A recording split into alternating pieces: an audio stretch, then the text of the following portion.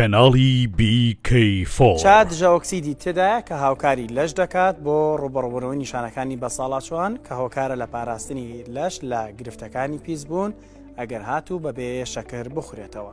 هەروەها چای بێشەکر هاوکارە لە کەمکردنەوەی گرفتەکانی دڵ و جەڵتە و بە جۆرێک خواردنەوەی چا هاوکارە لە کەمکردنەوەی ڕێژەی بەرچاوی جەڵتە و خەزبوونەوەی خوێن کە دەبێتە هۆی گرتنی مولولەکانی خوێن لە لەشدا. هەروەها چای بێشەکر بەسوودە بۆ بەهێزکردنی ئێسک و پاراستنی و بە جۆرێک توێژینەوەکان ئەمیان لە مێژە سەلماندووە. هەروەها چا بەسوودە بۆ پاراستنی دانەکان و ئەگەر شەکری تێبکەیە کاریگەری دەبێت لەسەر تەندروستی دانەکان و دەبێتە هۆی تێکچوونیان.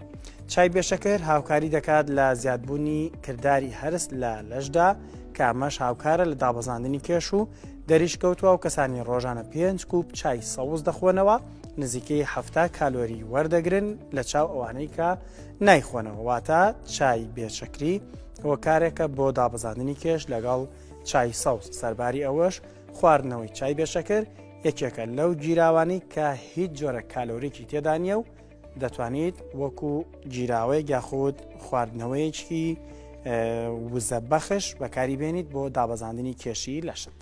کەناڵی BK4